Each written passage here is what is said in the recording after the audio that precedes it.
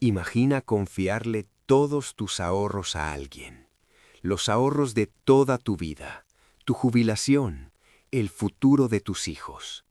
Y esa persona, con una sonrisa en el rostro, te mira a los ojos mientras te roba hasta el último centavo. Ahora imagina que esa persona no es un delincuente común. Es un respetado hombre de negocios, expresidente del Nasdaq, filántropo, miembro de clubes exclusivos, alguien en quien confían bancos, celebridades, fundaciones benéficas y hasta sobrevivientes del Holocausto. Bienvenidos a Mentes Ancestrales. Hoy vamos a diseccionar la mente de Bernard Madoff, el hombre que orquestó la estafa Ponzi más grande de la historia. Una estafa de $65 mil millones que destruyó vidas, acabó con fortunas familiares y dejó un rastro de suicidios a su paso. Esta no es solo la historia de un fraude financiero, es la historia de cómo un hombre pudo mirar a sus mejores amigos, a su propia familia, a personas que confiaban ciegamente en él y robarles todo durante casi 50 años. ¿Cómo lo hizo? ¿Por qué nadie lo detuvo antes? Y la pregunta más perturbadora, ¿qué tipo de mente puede sostener una mentira de esta magnitud durante décadas? Prepárate para adentrarte en la psicología del engaño, la codicia y la destrucción sistemática de la confianza. Bernard Lawrence Madoff nació el 29 de abril de 1938 en Queens, Nueva York, hijo de inmigrantes judíos de clase trabajadora. Su padre era plomero, su madre ama de casa, una familia típica del barrio de clase media-baja. Pero Bernie, como lo llamaban, tenía ambiciones que iban mucho más allá de Queens. Desde joven mostró una fascinación por el dinero y los mercados. En la escuela secundaria ya estaba operando como socorrista en la playa, pero no solo salvaba vidas, también observaba a los ricos, estudiaba cómo vestían, cómo hablaban, cómo se comportaban. En 1960, con apenas 22 años y $5,000 ahorrados de trabajos de verano, Bernard Madoff fundó su propia firma de inversiones, Bernard Lowe Madoff Investment Securities LLC. Y aquí viene lo fascinante. En sus inicios, su negocio era completamente legítimo. Madoff fue un verdadero innovador en Wall Street. Fue pionero en el uso de tecnología computarizada para ejecutar operaciones, cuando otros todavía usaban papel y teléfono. Ayudó a crear lo que eventualmente se convertiría en el Nasdaq, el mercado electrónico de valores. Fue tan respetado que llegó a ser presidente del consejo del Nasdaq en 3 ocasiones. Este es un punto crucial para entender su psicología. Bernard Madoff no empezó como un estafador, empezó como un empresario legítimo y exitoso, lo cual hace su caída aún más desconcertante. ¿En qué momento cruzó la línea? ¿Qué sucede en la mente de alguien para pasar de empresario exitoso a el mayor estafador de la historia? Los psicólogos que han estudiado su caso hablan de algo llamado deslizamiento ético gradual. No te despiertas un día y decides robar $65 mil millones. Empiezas con algo pequeño, una mentira, una irregularidad, y luego otra y otra. Se cree que Madoff comenzó su esquema Ponzi a principios de los años 90, aunque algunos investigadores sugieren que podría haber empezado incluso en los años 70. Al principio probablemente pensó que era temporal, que podría arreglarlo más adelante, que era solo para superar un mal trimestre. Pero aquí está el problema con las estafas Ponzi. Una vez que empiezas, no puedes parar. Es como una bola de nieve rodando montaña abajo. Cada vez se hace más grande y más imposible de controlar. El esquema era simple, pero brillante. Madoff prometía a sus clientes retornos consistentes y atractivos, entre 10 y 12% anual. No eran retornos escandalosos que levantaran sospechas, eran lo suficientemente buenos para ser tentadores, pero lo suficientemente modestos para parecer legítimos. ¿De dónde salían esos retornos? No de inversiones reales, salían del dinero de nuevos inversionistas. Es el principio básico del esquema Ponzi, usar el dinero de Pedro para pagarle a Juan, mientras Pedro cree que su dinero está siendo invertido. Pero lo que hacía especial el esquema de Madoff no era la mecánica, sino la presentación. Bernard Madoff era un genio de la psicología social, aunque probablemente nunca estudió un libro de psicología en su vida. Su estrategia más brillante fue crear una sensación de exclusividad. No cualquiera podía invertir con Madoff, tenías que ser invitado, tenías que ser recomendado por alguien que ya estaba dentro. Era como pertenecer a un club ultra exclusivo. Y la naturaleza humana es predecible. Queremos lo que no podemos tener. Si algo es exclusivo, lo percibimos como valioso.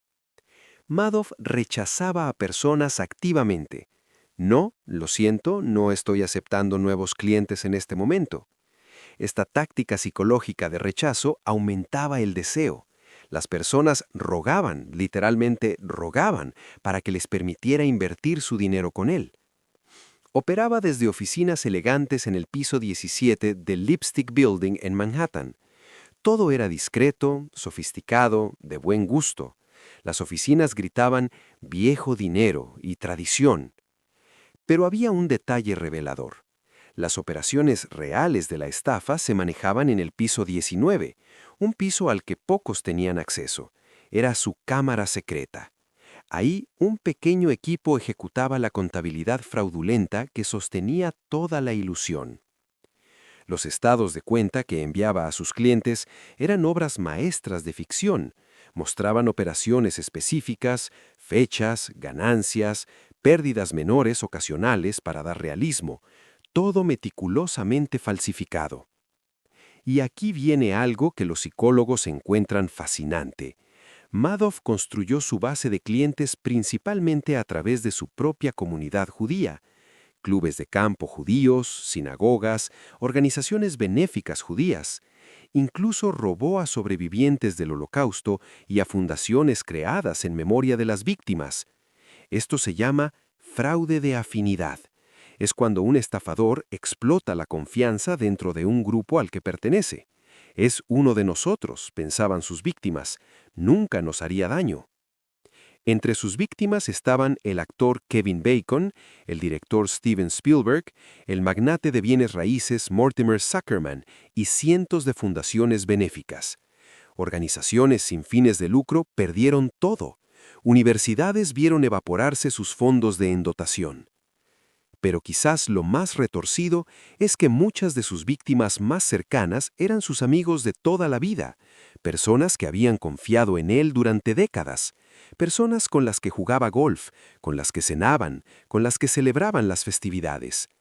Carl Shapiro, un multimillonario que había sido su amigo y mentor durante más de 40 años, perdió $545 millones, casi toda su fortuna. Madoff lo miró a los ojos durante décadas, mientras les robaba. ¿Cómo alguien puede hacer esto? ¿Cómo puedes sentarte en la mesa del Sabbat con tu comunidad sabiendo que los estás destruyendo financieramente? Los psicólogos hablan de disonancia cognitiva y desconexión moral. Madoff probablemente se convenció a sí mismo de que eventualmente lo arreglaría, que no era realmente robo porque algún día devolverían el dinero, que sus víctimas eran lo suficientemente ricas para absorber las pérdidas. Son las mentiras que nos contamos a nosotros mismos para poder dormir por la noche. Pero Bernie Madoff sí dormía. Según testimonios, dormía perfectamente. No mostraba signos externos de estrés, mantenía una vida social activa, sonreía, hacía chistes, era encantador. Era un psicópata funcional en el sentido clínico, capaz de cometer actos profundamente inmorales sin el peso emocional que destruiría a la mayoría de las personas. Pero toda estafa Ponzi tiene el mismo destino inevitable, el colapso. Es matemáticamente imposible sostenerla para siempre. Durante años hubo señales. Hubo personas que sospechaban. De hecho, hubo alguien que no solo sospechaba, sino que sabía con certeza que Madoff era un fraude. Su nombre era Harry Markopolos, un analista financiero que intentó advertir a las autoridades durante casi una década. En el año 2000, Markopoulos analizó los retornos que Madoff reportaba y llegó a una conclusión inmediata: era matemáticamente imposible. Tardó 4 horas en determinar que era un fraude. 4 horas. Markopoulos presentó evidencia detallada a la SEC, la Comisión de Valores de Estados Unidos, no una vez, sino múltiples veces entre 2000 y 2008. Les entregó análisis de 29 páginas titulado La estafa Ponzi más grande del mundo. Literalmente les dijo lo que estaba pasando. Y la SEC no hizo nada. ¿Por qué? Varias razones: incompetencia, burocracia, pero también algo más insidioso: el sesgo de autoridad. Madoff era demasiado respetado, era expresidente del Nasdaq. ¿Cómo podía alguien así ser un fraude? Las autoridades investigaron superficialmente y cerraron los casos. Este es un punto crítico sobre la psicología del fraude masivo. No es solo el estafador, es también la falla sistemática de las instituciones que deberían protegernos. Pero en 2008, todo cambió. Llegó la crisis financiera global. El mercado colapsó. Y algo que nunca había pasado en décadas comenzó a suceder. Los clientes de Madoff empezaron a retirar su dinero en masa.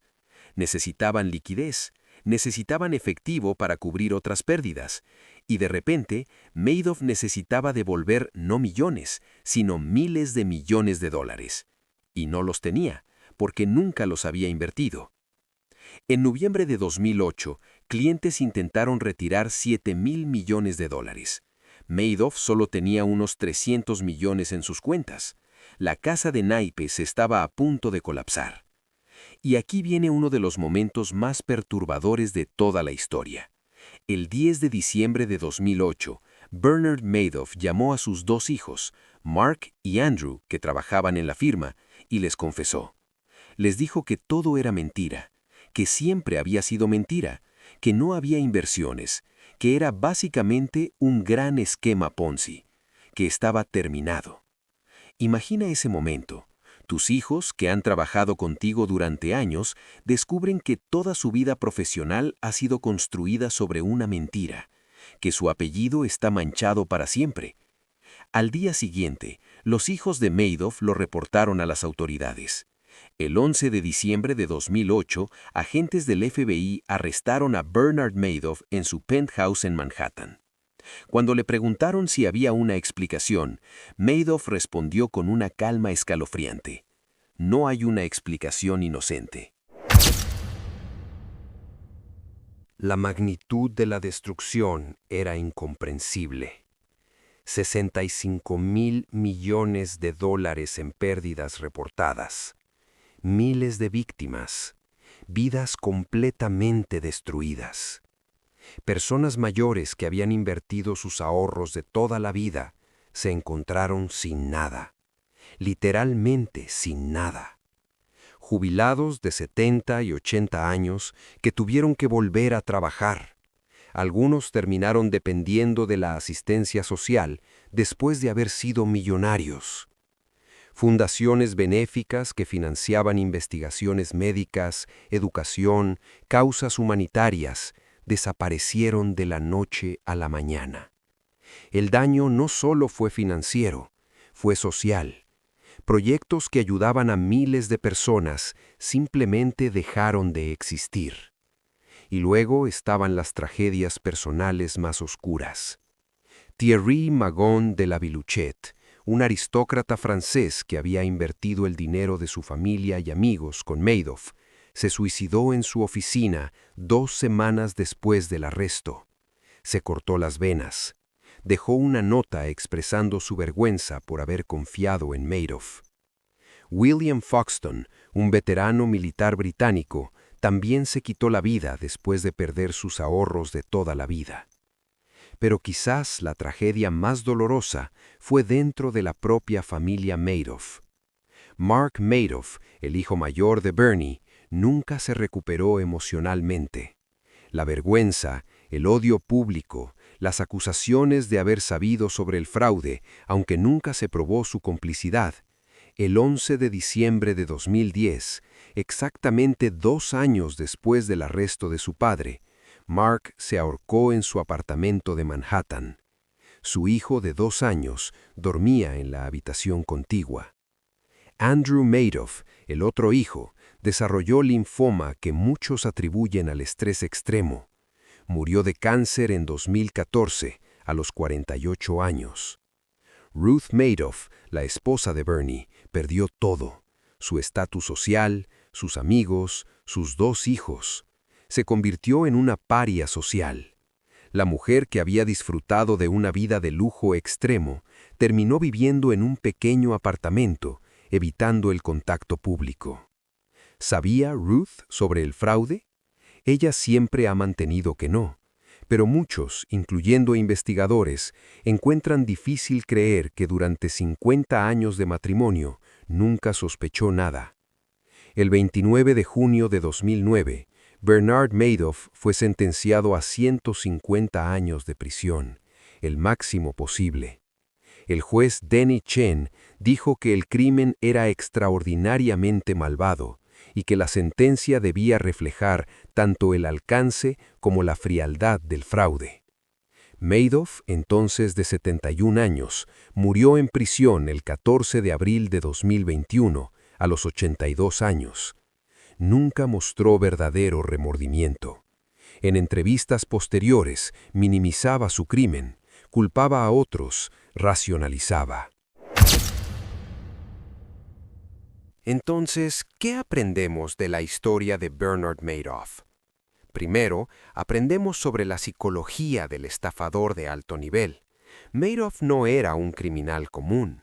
Era altamente inteligente, encantador, paciente y meticuloso. Podía mantener múltiples narrativas en su cabeza simultáneamente sin confundirse.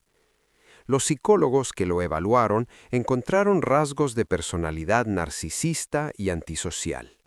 Narcisista en el sentido de que se veía a sí mismo como especial, por encima de las reglas que gobiernan a las personas comunes. Antisocial en su total falta de empatía genuina por sus víctimas. Pero también aprendemos algo sobre nosotros como víctimas potenciales. Porque aquí está la verdad incómoda.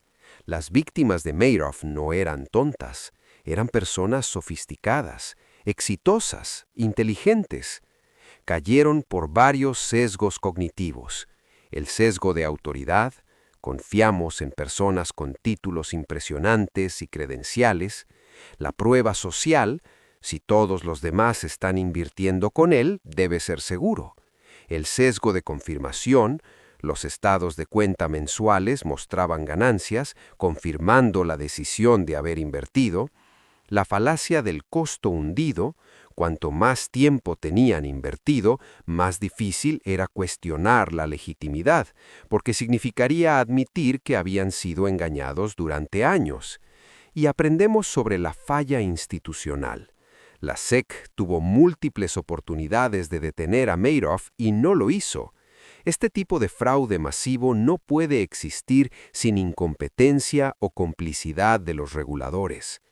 La historia de Bernard Madoff es un recordatorio de que la confianza, ese elemento fundamental que permite que la sociedad funcione, puede ser armada contra nosotros. Es también un recordatorio de que el mal no siempre viene con cuernos y cola. A veces viene en traje de Armani, con una sonrisa encantadora, invitándote a su club exclusivo. Bernard Madoff engañó a miles de personas durante casi 50 años, no porque fuera el más inteligente, sino porque entendió algo fundamental sobre la naturaleza humana, que todos queremos creer. Queremos creer que hemos hecho la inversión correcta, que conocemos a las personas correctas, que somos lo suficientemente inteligentes para no ser engañados. Y esa necesidad de creer, ese deseo de pertenecer, esa confianza en las instituciones y en las personas respetadas es exactamente lo que los grandes estafadores explotan. La estafa de Bernard Madoff no fue solo el robo de dinero, fue el robo de algo más fundamental: la confianza. la confianza en las instituciones financieras, la confianza en los amigos, en algunos casos, la confianza en la familia. Y esa es quizás la verdadera magnitud de su crimen. No los 65.000 millones de dólares, sino la destrucción de la fe en el sistema que se supone nos protege. Si este video te hizo cuestionar en quién confías y por qué, si te hizo más escéptico de las promesas que parecen demasiado buenas para ser verdad, entonces cumplió su propósito. Suscríbete a Mentes Ancestrales para más exploraciones en la psicología del engaño, la manipulación y los crímenes que cambiaron la historia. Déjame en los comentarios, ¿crees que las víctimas de Madoff fueron negligentes al no cuestionar sus retornos consistentes? ¿O fueron simplemente víctimas de un maestro manipulador? Nos vemos en el próximo video. Hasta entonces, recuerda, confía, pero verifica.